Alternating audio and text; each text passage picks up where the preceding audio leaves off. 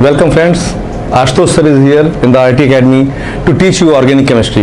बहुत मजा आने वाला है दोस्तों। हम लोग ऑर्गेनिक केमिस्ट्री पढ़ने जा रहे हैं। पहले हम क्लास 11th के कुछ टॉपिक्स स्टार्टिंग करेंगे। और जैसा कि हम लोग जानते हैं कि ऑर्गेनिक केमिस्ट्री जो है बेसिकली दो पार्ट में डिवाइडेड है। और ऑर्गेनिक केमिस्ट्री को हम लोग चैप्टर वाइज नहीं पढ़ते हैं, हम लोग इसको पढ़ते हैं GOC part first and GOC part two. GOC part 1 means general organic chemistry part first and GOC part 2 का मतलब general organic chemistry part 2। 11th जितना अच्छा आप पढ़ेंगे उतना ही आपको काम आएगा क्लास 12th में, क्योंकि 12th क्लास में चैप्टर शुरू होते हैं। तो पहला चैप्टर होता है haloalkanes and haloarenes, second chapter is alcohols, phenols and ether, third is aldehyde, ketones and carboxylic acid and the fourth one is amines. और इन चारों चैप्टर को पढ़ने के लिए जो इसमें इफेक्ट्स लगते हैं, जो आईयूपीएसी नेमिंग होती है, like hyper conjugation effects, inductive effects या इलेक्ट्रोमेरिक इफेक्ट्स, रेजोनेंस इफेक्ट्स जिसको हम लोग मीजोमेरिक इफेक्ट भी कहते हैं। इसके अलावा बहुत सारे ऐसे प्रोसेस हैं और आईयूपीएसी नेमिंग है और anions, ions, nucleophiles, electrophiles, free radicals इनके बारे में है। इन सब चीजों को अगर हम लोग ने 11th में सीरियसली नहीं लिया तो we are going to have a very मतलब hard times in class 12th। तो आइए हम देखते हैं कि अपने चैप्टर्स में हम लोग क्या क्या शुरू करेंगे और पर डे हम लोगों का एक एक टॉपिक कवर होता रहेगा। तो आज जो हमारा टॉपिक है जो आपके सामने हम शुरू करने आ रहे हैं, this is organic chemistry and this is for class 11। तो 11 में हम लोग क्या क्या कवर करने जा रहे हैं ये हम लोग देखते हैं क्या क्या हम लोग कवर करेंगे 11th में। हमारे दो चैप्टर हैं। पहला चैप्टर है some basic principles in organic chemistry और दूसरा है हाइड्रोकार्बन्स। ये दो चैप्टर हमारे क्लास 11th में है। कहने के लिए बहुत छोटे चैप्टर है लेकिन ये बहुत ही बड़ा रोल प्ले करते हैं क्लास 12th में। तो इसमें जिन टॉपिक्स को हम लोग कवर करते हैं देखते हैं कौन कौन से टॉपिक्स हैं। तो उसमें पहला हमारा है representation, classification and nomenclature of the organic compounds। ये हमारा पहला टॉपिक होगा। इस टॉपिक में हम लोग पढ़ेंगे कि how the carbon compounds are being represented, कैसे कार्बन कंपाउंड्स को हम लोग रिप्रेजेंट करते हैं। क्लासिफिकेशन में हम लोग पढ़ेंगे कि जैसे हमारा जो सिंपलेस्ट हाइड्रोकार्बन है उसे हम कैसे रिप्रेजेंट करते हैं, अल्केन्स क्या होते हैं, अल्कीन्स क्या होते हैं, अल्काइंस क्या होते हैं। इन सब चीजों को हम लोग डिटेल में स्टडी करेंगे। और इसके अलावा हम लोग नॉमेनक्लेचर पढ़ेंगे। नॉमेनक्लेचर का मतलब नामकरण। जैसे एक बच्चा पैदा होता है ना तो उसका नामकरण संस्कार होता है, ऐसे ही ऑर्गेनिक कंपाउंड जब प्रोड्यूस होते हैं तो उनका कुछ ना कुछ नाम रखना होता है। जैसे CH4 मीथेन है तो C2H6 क्या हुआ, तो C3H8 क्या हुआ, तो methane, ethane, propane, butane, whatsoever the names are, they are written as per IUPAC recommendation, that is International Union of Pure and Applied Chemistry. ठीक है, तो ये हमारा पहला टॉपिक हो, इसमें हम लोग कवर करने जा रहे हैं। बहुत ही इंटरेस्ट आएगा आपको, बहुत ही मजा आएगा, बहुत ही रोचक तरीके से मैं आपको बताऊंगा। जो हमारा सेकेंड कैटेगरी होता है, ठीक है, इसमें इसके बाद में, ठीक है, सेकेंड कैटेगरी में हमारा आता है mechanism of organic reactions. Mechanism of organic reactions. इस मैकेनिज्म में हम लोग पढ़ेंगे सबस्ट्रेट के बारे में कि रिएजेंट्स और सबस्ट्रेट्स क्या होते हैं। हम लोग इसमें पढ़ेंगे अटैकिंग रिएजेंट्स के बारे में। अटैकिंग रिएजेंट्स, कौन कौन से अटैकिंग रिएजेंट्स होते हैं। तो these are the subtopics which are coming in the mechanism of the organic reaction. Mechanism का मतलब ये है कि जैसे अगर आपको छत से नीचे आना है तो डेफिनेटली आप छत से नीचे आएंगे। तो आने के लिए रास्ता क्या है, डेफिनेटली कोई लैडर है, सीढ़ी है, ठीक है, स्टेयरकेसेस है। लेकिन बहुत से लोगों को लगता है कि हम छत से कूद पड़ेंगे तो भी नीचे आ जाएंगे। हाँ, छत से आप कूद पड़ोगे तो आप नीचे आ जाओगे, ऐसी बात नहीं है। लेकिन क्या आप उस अवस्था में रहोगे, क्या आप वैसे रहोगे कि आप अपने आप को ठीक से चल के जा सको। इन द सेम मैनर क्या होता है कि जो राइट पाथ है, राइट वे है, वो हमको देखना है कि अगर ये रिएक्शन हुआ है तो रिएक्शन हुआ कैसे है, व्हाट आर द प्रोसेस, और क्या वो तरीके हैं जिससे कि कोई रिएजेंट प्रोडक्ट में कन्वर्ट हुआ है, उसको हम लोग पढ़ते हैं मैकेनिज्म। मैकेनिज्म मतलब जुगाड़ ऑफ द ऑर्गेनिक रिएक्शन। और इसके लिए हम लोग को पढ़ना पड़ता है रिएजेंट्स कौन से हैं, सबस्ट्रेट्स कौन से हैं, अटैकिंग रिएजेंट्स कौन से हैं। These are the important thing. इसके अलावा रिएक्शन इंटरमीडिएट्स, वो कौन सी चीजें हैं जो इंटरमीडिएट्स होती हैं, बीच में बन जाती हैं, उसे कहते हैं रिएक्शन इंटरमीडिएट्स। इनको भी हम लोग पढ़ेंगे कि रिएक्शन इंटरमीडिएट्स में क्या क्या फॉर्म होता है, ठीक है। उसके बाद हम लोग पढ़ेंगे types of organic reaction. This is very important thing, types of organic reactions, ठीक है। जैसे कि अगर अभी हम आपसे कहते हैं कि राइट एनी रिएक्शन, कोई एक रिएक्शन लिखो, तो आप क्या रिएक्शन लिखोगे, कोई भी एक रिएक्शन लिख दोगे। फिर मैं कहूंगा find the nature of that reaction, की रिएक्शन है कौन सी, whether it is a combination reaction, it is a decomposition reaction, और it is a displacement reaction, और it is a double displacement reaction. तो these things are not included in the organic chemistry. इसमें थोड़ा सा अलग हो जाता है। अलग क्या होता है, मतलब ऐसा नहीं कि ऑक्सीडेशन नहीं है, ऑक्सीडेशन है, हम उसे कॉम्बिनेशन भी कह सकते हैं, क्योंकि Mg plus O2 gives MgO, that is oxidation reaction. यहां पर भी ऑक्सीडेशन है, यहां पर भी रिडक्शन है, लेकिन यहां पर कुछ और भी रिएक्शंस हैं, जैसे ESR, NSR, FSR। हम कह सकते हैं असर नसर फसर, या हम कह सकते हैं ईयर नार फार, मतलब electrophilic substitution reaction, nucleophilic substitution reaction, free radical substitution reaction, electrophilic addition reaction, nucleophilic addition reaction, free radical addition reaction. And despite of all these reactions, इनके अलावा भी जो रिएक्शंस हैं वो जैसे हमारे न्यूट्रलाइजेशन रिएक्शंस हो गए, और इसके अलावा हेलोजिनेशन रिएक्शंस हो गए, डीहेलोजिनेशन रिएक्शंस हो गए, हाइड्रेशन हो गए, डिहाइड्रेशन हो गए, ऑक्सीडेशन हो गए, डीकार्बोक्सिलेशन हो गए, कार्बोक्सिलेशन हो गए, हाइड्रेशन हो गए, डिहाइड्रेशन हो गए। तो there are several type of organic reactions. Once we know the nature, एक बार हमको मालूम हो जाए कि पहले जैसे डीहाइड्रोहेलोजिनेशन रिएक्शन हुआ, ठीक है, तो उस डीहाइड्रोहेलोजिनेशन में हमें क्या करना है, फिर जो हो रहा है वो किसके थ्रू करना है, फिर जो रिएक्टेंट है उसका फॉर्मूला क्या है, और जो प्रोडक्ट बन रहा है उसका फॉर्मूला क्या है। अगर हम इन स्टेप्स को ध्यान रखेंगे तो बहुत आसानी से आप इसको ग्रैस्प कर लेंगे, ठीक है। तो हमारा अगला टॉपिक है टाइप्स ऑफ ऑर्गेनिक रिएक्शंस। उसके बाद हम इस टॉपिक को खत्म करने के बाद हमारा थर्ड पॉइंट आता है purification and characterization of organic compounds.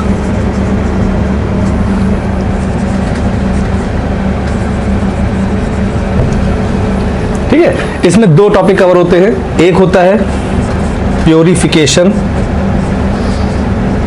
Of organic compound और दूसरा हमारा होता है analysis of organic compound, analysis of organic compound. तो इन्हीं टॉपिक्स को हम लोग पढ़ने आ रहे हैं, यही आपका पहला चैप्टर क्रिएट करते हैं, ठीक है। तो फर्स्ट चैप्टर में जैसा हमने देखा representation, classification and nomenclature of the organic compound. Second में हमारा मैकेनिज्म है ऑर्गेनिक रिएक्शंस की, जिसमें reagents, substrates, attacking reagents, reaction intermediates, और हम लोग टाइप्स ऑफ ऑर्गेनिक रिएक्शन के बारे में पढ़ते हैं। और थर्ड जो हमारा है that is purification characterization of organic compounds. तो बहुत मजा आने जा रहा है और बहुत ही अच्छे तरीके से हम इसको पढ़ने जा रहे हैं। तो आप लोग अपनी कॉपी और पेन को निकाल लो और बैठ जाओ सामने और देखो कि हम कैसे आपके सामने ऑर्गेनिक को शुरू कर रहे हैं। Let's start.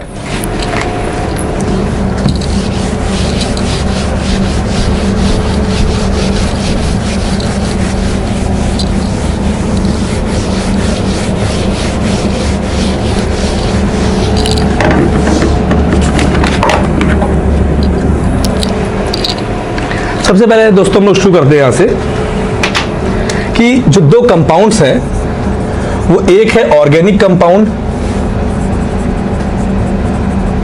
और दूसरा है inorganic compound. These are the two different types of compounds, ठीक है। तो हम बात यहां से शुरू करते हैं कि सबसे पहले बात आती है मैटर की, ठीक है। तो मैटर तो आप सब लोग जानते हो कि व्हाट इज मैटर, ठीक है। तो मैटर हम कह सकते हैं कि anything that occupies space and has mass is called matter. Class 9 की बात है, कोई बड़ी बात नहीं है, ठीक है। फिर 11th क्लास में भी फर्स्ट चैप्टर में आप लोगों ने पढ़ा था। फिर मैटर के मेनली दो पार्ट्स होते हैं, एक होता है प्योर सब्सटेंसेस और एक होता है मिक्सचर्स। ऑलरेडी वी स्टडीड, ठीक है। फिर बात आती है मिक्सचर्स की, उसमें दो पार्ट होते हैं, होमोजीनियस एंड हेटेरोजीनियस मिक्सचर। पहले से पढ़ा हुआ है। होमोजीनियस जिसमें same composition throughout the mixture, heterogeneous जिसमें different composition throughout the mixture. ये पार्ट भी अलग करते हैं। प्योर सब्सटेंसेस में आते हैं, वहां पर आते हैं हमारे एलिमेंट्स एंड कंपाउंड्स। क्या आते हैं? Elements and compounds. एलिमेंट्स में आते हैं metals, non metals and metalloids, वो पोर्शन भी खत्म। अब हम लेके चलते हैं कंपाउंड्स कि कंपाउंड्स में क्या क्या होते हैं। तो कंपाउंड्स के दो पार्ट होते हैं, एक होता है ऑर्गेनिक कंपाउंड, एक होता है इनऑर्गेनिक कंपाउंड। तो organic compound, because we are going to study about the organic chemistry, तो हम पढ़ने जा रहे हैं ऑर्गेनिक कंपाउंड्स के बारे में। तो organic compounds are those compounds which contains hydrocarbons, जिनके अंदर हाइड्रोकार्बन्स हैं, ठीक है, उनको हम लोग कहते हैं कि they are organic compounds. For example this methane, methane is the organic compound because it contains carbon and hydrogen, ठीक है। Similarly C2H5Cl, this is chloroethane, this is also an organic compound, ये भी एक ऑर्गेनिक कंपाउंड है because it contains carbon hydrogen. But sir इसमें chlorine भी तो है, अगेन कंफ्यूज ना, कोई बात नहीं, ये हीट्रो एटम्स हैं। Atoms other than carbon and hydrogen are also present in the organic compound, यानी कि कार्बन हाइड्रोजन के अलावा भी एटम्स प्रेजेंट हो सकते हैं। क्लोरीन हो सकता है, ऑक्सीजन हो सकता है, नाइट्रोजन हो सकता है, सल्फर हो सकता है, कोई भी एटम हो सकता है, लेकिन हाइड्रोजन और कार्बन का रहना मस्ट है, ठीक है। For example this glucose C6H12O6, this is also an organic compound. आप लोगों ने पढ़ा था ना कि ब्रीथिंग और रेस्पिरेशन होता है, तो breathing is a physical process, ठीक है, लेकिन उसके बाद वो ऑक्सीजन जो हम सांस लेने के बाद अंदर जाता है, वो हार्ट क्या करता है, पंप करता है उसको, और पंप करने के बाद ब्लड उसी ऑक्सीजन को लेकर जाता है, और कहां लेके आता है, सेल्स के पास लेके आता है। सेल्स क्या करते हैं, वो सेलुलर रेस्पिरेशन करते हैं, सेलुलर रेस्पिरेशन। और रेस्पिरेशन क्या होता है, रेस्पिरेशन में be defined as the breakdown of the complex organic food molecules. क्या कह रहा है, रेस्पिरेशन में be defined as the breakdown of the complex organic food molecules. तो जो बात ऑर्गेनिक यहां पर आई, वो ऑर्गेनिक फूड यही है, ठीक है। टू गिव क्या देता है वो, CO2 and H2O along with the 36 ATP of energy. ATP means adenosine triphosphate. तो माइटोकॉन्ड्रिया इसे हम लोग कहते हैं पावर ऑफ द सेल, वहां पर रेस्पिरेशन के थ्रू ही वो एनर्जी हम लोगों को देता है, ठीक है। तो ऑर्गेनिक कंपाउंड आपका ग्लूकोज भी है, तो ग्लूकोज, क्लोरोइथेन, मीथेन, कोई भी कंपाउंड जिनमें कार्बन हाइड्रोजन साथ साथ आते हैं, उनको हम लोग कहते हैं कि these are the organic compounds.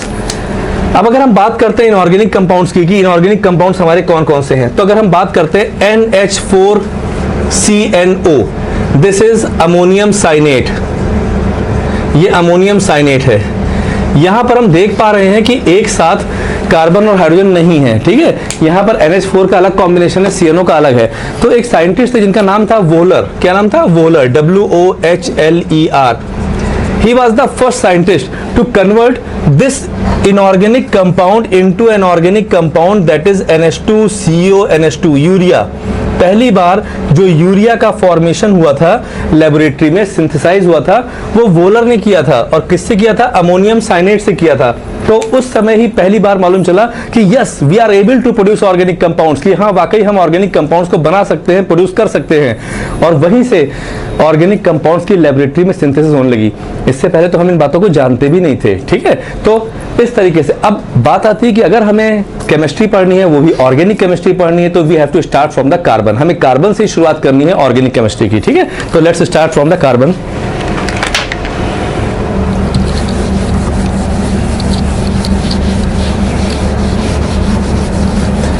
वैसे भी हम लोगों के सामने जो chemical bonding and molecular structure है, 4th chapter of class 11th, that is directly और indirectly linked with the organic chemistry. जहां पर वो खत्म होता है केमिकल बॉन्डिंग, उसी के बाद से ही हमारी ऑर्गेनिक शुरू होती है। बीच में चैप्टर्स दिए हुए हैं, वो एक तरीके से आपके बीच में हर्डल्स हैं, ठीक है। तो जैसा कि हम लोगों ने देखा कि कार्बन की बात करते हैं, तो व्हाट इज कार्बन, कार्बन क्या है। तो कार्बन एक ऐसा कंपाउंड है जिसका एटॉमिक नंबर 6 है और जिसका एटॉमिक मास क्या है, 12 है। और अगर हम इसका कॉन्फ़िगरेशन करते हैं तो 2 and 4, 4 is the valence electron, 4 is the valence electron। अगर इसका हम ऑबर रूल से कॉन्फ़िगरेशन करते हैं तो 1s2, 2s2 and 2p2, ठीक है, ये आ रहा है। ऐसे में अगर हम देखें तो 1s में क्या हुआ, 2 इलेक्ट्रॉन्स हैं। 2s में कितने इलेक्ट्रॉन्स हैं, 2 इलेक्ट्रॉन्स हैं। और 2p जो 3 पार्ट में डिवाइडेड है, 2px, 2py, 2pz, ठीक है। तो 2px, py एंड 2pz, इसमें क्या है, सिर्फ 2 ही इलेक्ट्रॉन्स हैं। वैसे भी हम लोग 1s की तो बात करते नहीं है, we only talk about the outermost orbit. हम लोग आउटर मोस्ट ऑर्बिट की बात करते हैं। तो that means 2 electrons are present in the 2s orbital and 1 electrons are present in px and py orbitals. Now what happens, this is the case of the ground state. When we comes in the excited state, then the electron from the 2s orbital jumps into the 2p orbital. वो 2s से jump करके कहाँ पहुँच जाता है, 2p में पहुँच जाता है। And this is the reason which explains the tetracovalency of the carbon. Tetracovalency of carbon. बच्चों टेट्रा कोवैलेंसी क्या है, एक्चुअल में आपने क्लास 10th में पढ़ा होगा कार्बन कंपाउंड चैप्टर में कि कार्बन के पास 2 यूनिक एबिलिटीज होती हैं। 2 यूनिक एबिलिटीज वो क्या होती है, पहली होती है self linking tendency of carbon, that is known as catenation. जो आपस में खुद से जुड़ने की संभावनाएं होती है उसे कहते हैं कैटेनेशन। तो catenation is the self linking tendency of the carbon. And what is the second property, the second unique property of carbon is tetracovalency of carbon. That means carbon is having the ability to form the 4 bond around itself. वो अपने चारों तरफ मिला के 4 bond उसे बनाने हैं और चारों बॉन्ड उसे कोवैलेंट बनाने हैं। Do you remember the covalent bond? Yes. देखो जो आयनिक बॉन्ड्स होते हैं उसमें ट्रांसफर ऑफ इलेक्ट्रॉन होता है, by whom, metal donates its electron which is being accepted by the non metal. तो जब मेटल अपना इलेक्ट्रॉन देता है तो कैटायन बन जाता है, और नॉन मेटल जब इलेक्ट्रॉन लेता है तो क्या बन जाता है, एनायन बन जाता है। और ऐसे में कैटायन और एनायन के बीच में बॉन्डिंग होती है, that's why it is referred as ionic bond. इसी को हम लोग इलेक्ट्रोवैलेंट बॉन्ड भी कहते हैं। इलेक्ट्रोवैलेंट बॉन्ड इसलिए कहते हैं क्योंकि this is the transfer of electron between the valence shell of the metal and non metal, ठीक। लेकिन जब कोवैलेंट बॉन्ड की बात करते हैं तो कोवैलेंट बॉन्ड में क्या होता है कि शेयरिंग ऑफ इलेक्ट्रॉन्स होते हैं। क्या होते हैं, शेयरिंग ऑफ इलेक्ट्रॉन्स होते हैं between the two non metal, ठीक है, दो नॉन मेटल के बीच में। तो hydrogen is also non metal, carbon is also non metal. तो जब कार्बन और हाइड्रोजन आपस में इलेक्ट्रॉन शेयर करते हैं, generally they form the covalent bond. वैसे भी कार्बन अपने चारों तरफ कोवैलेंट बॉन्ड ही बनाता है और 4 बॉन्ड बनाता है, इसलिए उसको टेट्रा कोवैलेंसी कहते हैं, ठीक है। तो these are the 2 unique properties of carbon. Let us see कि जैसे जो बॉन्ड है वो कैसे बना रहा है। तो कार्बन कह रहा है यार, या तो मैं अपने चारों तरफ ऐसे बॉन्ड बनाऊंगा, या मैं अपने चारों तरफ ऐसे बॉन्ड बनाऊंगा, या मैं अपने चारों तरफ ऐसे बॉन्ड बनाऊंगा, या एक कंडीशन और है और वो है ऐसे कि मैं ऐसे बॉन्ड भी बनाऊंगा। बस मेरे चारों तरफ मिला के 4 बॉन्ड होने चाहिए। मैंने पूछा भाई कार्बन तू ऐसा क्यों कह रहा है, क्यों तुम चाह रहे हो कि तुम्हारे चारों तरफ 4 बॉन्ड हो। ये कह रहा है simply I am having 4 electrons in the valence shell and therefore I need 4 electrons from other atoms so that I can complete my octet, ताकि मैं अपना ऑक्टेट कंप्लीट कर सकूं। इसका एग्जाम्पल आ गया, एग्जाम्पल क्या आ गया, CH। इस हाइड्रोजन के पास 1 इलेक्ट्रॉन है, इसके पास 1 इलेक्ट्रॉन है, इसके पास 1 इलेक्ट्रॉन है, इसके पास 1 इलेक्ट्रॉन है। कार्बन के पास तो 4 इलेक्ट्रॉन थे ही, ठीक है। शेयरिंग हो गई, अब शेयरिंग हो गई तो now carbon is having 8 electrons, ठीक है, क्योंकि 1 electron each coming from the hydrogen and 4 electrons are with the carbon. आपस में इलेक्ट्रॉन शेयर कर लिया और 8 इलेक्ट्रॉन शेयर हो गए। तो दिस इज मीथेन। ये क्या हुआ, methane. This is the open structural formula, ये खुला खुला फॉर्मूला है। दिस इज कंडेंस्ड फॉर्मूला, ये क्या है, कंडेंस्ड है, बंधा हुआ है, ठीक है। Then we are coming on such type of example, ऐसे एग्जाम्पल पे हम आ रहे हैं, ठीक है। यहां पर अगर हम बात कर रहे हैं तो एक कंपाउंड हमारे सामने है HCHO, जिसे हम लोग कहते हैं फॉर्मल्डिहाइड। क्या बोलते हैं, फॉर्मल्डिहाइड। तो यहां पर हम देख रहे हैं C कह रहा है भाई मेरे पास तो 4 इलेक्ट्रॉन है, हमने ऐसा कर लिया, ठीक है। ऑक्सीजन कह रहा है कि हमें 2 इलेक्ट्रॉन की आवश्यकता है और हमारे पास 6 इलेक्ट्रॉन आउटर मोस्ट ऑर्बिट में है। 2 हाइड्रोजन खड़े हैं कि हमें तो भैया 1-1 इलेक्ट्रॉन चाहिए। ये एक बॉन्डिंग यहां से हो गई, एक बॉन्डिंग यहां से हो गई और 2 इलेक्ट्रॉन की बॉन्डिंग यहां हो गई। In this way carbon completed its octet and this became formaldehyde. Next condition आ रही है, अब यहां पे कार्बन कह रहा है कि चलो अगर किसी को 3 इलेक्ट्रॉन चाहिए तो I am able to donate the 3 electrons also. ऐसी कंडीशन में आता है एग्जाम्पल HCN, जिसे हम बोलते हैं हाइड्रोजन साइनाइड। यहां पर क्या हुआ, ये कार्बन आया, ठीक है, और कार्बन के पास 1 इलेक्ट्रॉन यहां पर, 2, 3, 4 इलेक्ट्रॉन्स यहां पर। नाइट्रोजन आ गया, इसने कहा मेरे आउटर मोस्ट ऑर्बिट में 5 इलेक्ट्रॉन्स हैं, चलो हमसे 3 शेयर करो और हमारे पास भी 8 हो जाएंगे। हाइड्रोजन कहता है मैं तो हूं ही 1 इलेक्ट्रॉन शेयर करने के लिए। इन this way this compound is being form. और ये वाला एग्जाम्पल तो सबसे इंपॉर्टेंट है, वो क्या है उसमें, इसका एग्जाम्पल है CO2। कार्बन कह रहा है कि हमने दोनों तरफ 2-2 इलेक्ट्रॉन रख लिए, ऑक्सीजन कह रहा है हमें 2-2 इलेक्ट्रॉन चाहिए, और इस तरीके से ये ऑक्सीजन से शेयरिंग हो गई। Rest 4 electrons are as a lone pair, ठीक है। In this way octet is being completed. तो कार्बन की जो वर्सेटिलिटी है वो यही है कि कार्बन कह रहा है कि हमें अपने चारों तरफ मिला के 4 बॉन्ड बनाने चाहिए। तो ये बाकी कार्बन के बारे में आप जानते हो कि कार्बन के 2 एलोट्रॉप्स हैं जो मेन है, डायमंड है और ग्रेफाइट है। इसके अलावा फुलरीन्स भी हैं जिसमें C60, बकी बॉल, बकमिंस्टर फुलरीन जिसे कहते हैं, that is also the allotrope of carbon. इसके अलावा animal charcoal, wood charcoal, these are also the allotropes of the carbon. इसके अलावा कार्बन की इसमें खास बात क्या है कि ये 0.03% is present in the atmosphere of the air. हवा में 0.03% ही कार्बन प्रेजेंट है in the form of carbon dioxide. इसके अलावा कार्बन एनिमल ओरिजिन है, प्लांट ओरिजिन है, हमारे कोल, पेट्रोलियम भी सब कार्बन के बने हुए हैं। हमारा पूरा शरीर कार्बन का बना है। Our whole body is made up of चौनपी, that means carbon, hydrogen, oxygen, nitrogen and phosphorus, ठीक है। तो कार्बन तो है ही इंपॉर्टेंट। और सबसे खास बात क्या है कि कार्बन जब हाइड्रोजन के साथ मिलता है तो इट बिकम्स हाइड्रोकार्बन। क्या बन जाता है, hydrocarbon. And the study of hydrocarbons is known as organic chemistry. That means organic chemistry may be defined as a branch of chemistry that deals with the study of the organic compounds और hydrocarbons हम कह सकते हैं। और इस organic compounds को हम लोग और डिटेल में पढ़ने जा रहे हैं जिसको हम लोग अभी अपने नेक्स्ट वीडियो में देखेंगे। नेक्स्ट वीडियो में मैं आपको इसके आगे बताऊंगा। अभी जो हमने आज पढ़ा है वो हमने ये पढ़ा है कि कौन कौन से टॉपिक्स हम देखने जा रहे हैं, और इसके अलावा कार्बन की कुछ यूनिक प्रॉपर्टीज को हम लोगों ने पढ़ा है, जिसमें टेट्राकोवैलेंसी ऑफ द कार्बन आया है और कैटनेशन आया है। और कार्बन अपने चारों तरफ 4 बॉन्ड ही बनाता है। क्यों बनाता है? वो इसलिए बनाता है क्योंकि उसके आउटर मोस्ट ऑर्बिट में 4 इलेक्ट्रॉन्स होते हैं, तो वो सबसे अपने इलेक्ट्रॉन शेयर कर करके, ठीक है, उसको अपना ऑक्टेट कंप्लीट करना होता है। और ये बिल्कुल इलेक्ट्रॉन प्रिसीज मॉलिक्यूल बनाता है। That means only 8 electrons around the carbon atom, ठीक है। ये सबसे खास बात है जिसको हमने देखा है। और इसके अलावा जो कार्बन की हम कह सकते हैं स्टेबिलिटी है, ठीक है, the stability of the carbon, the stability of the carbon is directly proportional to the bond enthalpy। ये किस पे डिपेंड करता है? bond enthalpy पे। bond enthalpy already you have studied, इसको आप लोगों ने पढ़ा हुआ है, ठीक है। तो bond enthalpy का मतलब होता है एनर्जी, ठीक है, bond energy। तो bond energy तो हम इसको ऐसे कह सकते हैं, amount of energy required to break the bond is called bond energy। उसके भी 2 टाइप्स होते हैं, bond association energy और bond dissociation energy। Bond association energy की जब वो amount of energy which is released when the bond is being formed, and bond dissociation energy is the amount of energy which is required to break the bond. ये हम लोगों ने thermodynamics में भी पढ़ा था, जहां पर उन्होंने bond enthalpy, mean bond enthalpy, इन सब चीजों के बारे में देखा था। और अभी हम लोगों को जो देखना है वो स्टेबिलिटी। मैं आपको प्योरली ऑर्गेनिक ही पढ़ाऊंगा, और उसमें जो टॉपिक कंसर्न होंगे फिजिकल या इनऑर्गेनिक से, उनको भी मैं आपके सामने देख लूंगा, ठीक है। तो ये खास बात थी हमने जिनको भी देखा है। अब इसके बाद जो हमारा नया टॉपिक आने जा रहा है, लेट अस सी।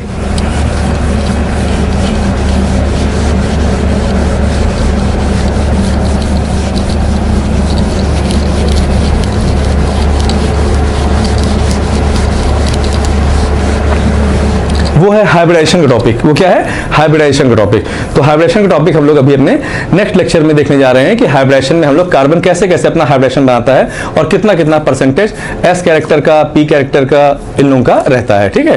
तो wait for the next video coming soon.